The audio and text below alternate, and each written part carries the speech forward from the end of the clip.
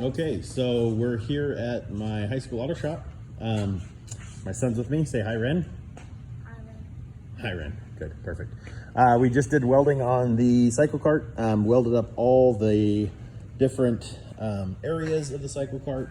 We've done this as a second basic precaution. I've added some different gusseting and some bracing to ensure the front end's all strong enough to handle Malad Madness, which is in July. I think it's July 18th. I should know that since I'm hosting. And this one handled the track at Malad very well. The gusseting I put on kind of as a smart aleck thing. I had some people, when I was trying to go to Titan, tell me that my cart wouldn't handle the orchard. It would just blow up into a gajillion pieces, and so I put gusseting all over this thing, and I've left it. I'm sure it's helped. You know, you have those keyboard experts out there telling us what we definitely need to know. Kind of like my welding here. I'm not a great welder.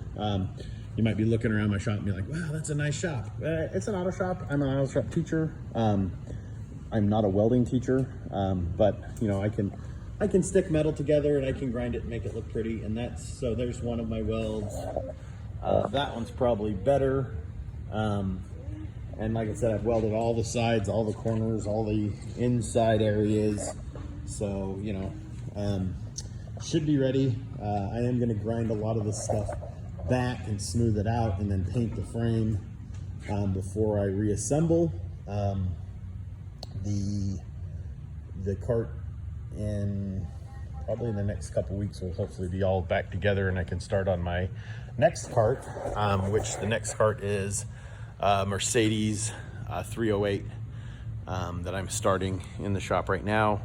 I do have my air cart, but the air cart has been kind of put on the back burner because the engine needs rebuilt. I had it running, but it's got low compression, so I'm gonna rebuild that engine before I spend a lot of time building the Cyclekart for it. And so anyway, I'm just trying to get ready for my race season. I've got 2 races coming up. One of them, like I said, is Malad Madness. And then the Salt Flats in September, we will be going to and setting some speed records. Hopefully, along with some of you with meeting Carlos's challenge, and we're gonna set some world speed records for Cyclekarts. You guys are obviously welcome for that. We're still working out some of the details. There will be some kind of spendy requirements for that one, unfortunately. One of them is that you have to join the cycle or the Salt Lake chapter of the Salt Flats thing, and it gets you insurance and things like that. I think it's like $300 or something like that.